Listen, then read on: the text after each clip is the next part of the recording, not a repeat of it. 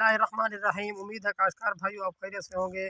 लहसुन और प्याज की फसल जो काश्तकार भाई जो है वो काश्त कर रहे होते हैं, तो उस लहसुन और प्याज की फसल के ऊपर यानी कि उनके पौधों के ऊपर जो है वो दो तरीके से जो है वो थ्रिप्स हमला कर रहा होता है, और उसके अलावा उसके ऊपर जो है वो फंगस का हमला जो है वो होता है। तो उसको हम किस तरीके से कंट्रोल कर सकते हैं, और उसके अलावा उसकी जो है वो निगहदाश्त किस तरह कर सकते हैं जिससे फसल का जो है वो साइज़ बड़ा हो जाए, और उसके अलावा उसकी ग्रोथ जो है वो बेहतरीन हो जाए। तो इसके बारे में जब बात कर रहे होंगे, अगर आपने हमारे चैनल को सब्सक्राइब नहीं किया तो हमारे चैनल को सब्सक्राइब कर दें और बेल के बटन को दबा दें, ताकि फसलों के मुतालिक जितनी भी वीडियोज़ हम बनाते हैं वो आप तक बर वक्त पहुँच सके।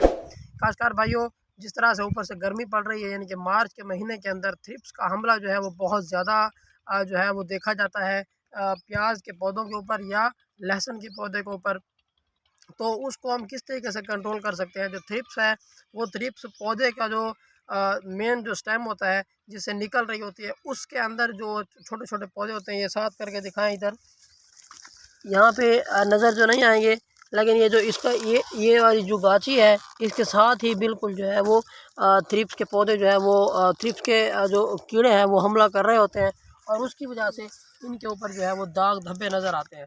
तो मतलब थ्रिप्स के हमले के बाद उनके दाग धब्बे जो नज़र आते हैं, उससे उसकी ग्रोथ में यानी कि उसके ऊपर जो है वो सही तरह से वो ग्रोथ नहीं कर पाता, और उसके अलावा उसके जो किनारे होते हैं, ये किनारे जो हैं वो सूख जाते हैं, और उसके अलावा उसकी बढ़ोतरी सही तरीके से नहीं होती। तो उसकी बढ़ोतरी को किस तरह से बढ़ा सकते हैं, तो थ्रिप्स को हम जल्दी से जल्दी जो है वो कंट्रोल कर लें। थ्रिप्स के लिए क्लोरफिनाफायर, किसी भी अच्छी कंपनी का क्लोरफिनाफायर आप इस्तेमाल करवा के उसके ऊपर स्प्रे करवा सकते हैं, तो उससे आपको बहुत बेहतरीन रिज़ल्ट मिलेंगे।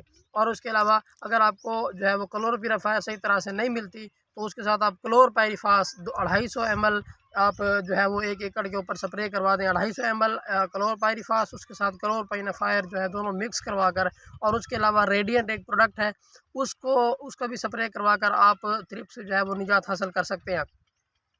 और उसके अलावा जब आपने स्प्रे करवाना है, तो आपने ये एक एहतियात करनी है कि जब आप स्प्रे करवाएं तो स्प्रे के अंदर पानी की मिकदार जो है वो ज़्यादा होनी चाहिए। पानी की मिकदार जितनी ज़्यादा होगी, तो जब आप स्प्रे करवाएंगे, स्प्रे करवाने के बाद उसका पानी जो है वो अंदर उसके जो बिल्कुल उसका मेन स्टेम है उसके अंदर तक जाना चाहिए, क्योंकि जब तक उसके साथ पानी नहीं जाएगा तो वो अंदर जो कीड़े होते हैं वो सही तरह से जो है वो कर सकेंगे।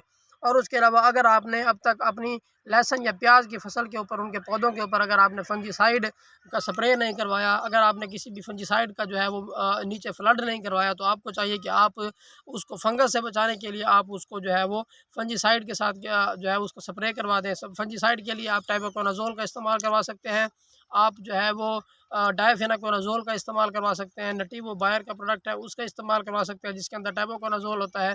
तो आप ये वाले फंजीसाइड मिक्स करवा कर जो है वो स्प्रे करवा सकते हैं। इसके अलावा अगर आपको जो है थायोफिनेट मिथाइल मिल जाता है, तो थायोफिनेट मिथाइल भी पानी के अंदर मिक्स करवा कर उसको नीचे फ्लड करवा सकते हैं। तो उससे क्या होगा, एक तो ये जो किनारे हैं, ये किनारे नहीं सूखेंगे, ये जो किनारे आपको नज़र आ रहे हैं ये सूख रहे हैं, ये सारे जो हैं वो आपके सामने हैं, ये सारी इसके ऊपर जो है वो फंगस का हमला हो चुका है, उसकी बढ़ोतरी सही तरीके से नहीं हो रही। तो उसको मतलब आप किसी भी फंजीसाइड के साथ ट्रीट करवा कर आप जो है वो इसको सही कर सकते हैं। और उसके अलावा साथ आपने जो है वो थ्रिप्स को कंट्रोल करने के लिए क्लोरफिनाफायर का इस्तेमाल करवाना है, और उसके साथ ही आपने किसी भी अच्छे मतलब जिस तरह क्लोरपायरिफास एक अच्छा इंसेक्टिसाइड है, तो उसको आपने मिक्स करवा कर स्प्रे करवा देना है। तो उम्मीद है इससे आपको बहुत बेहतरीन रिजल्ट मिलेंगे। उम्मीद है आपको वीडियो समझ आ गई होगी। अपना ख्याल रखिएगा। अल्लाह हाफिज़।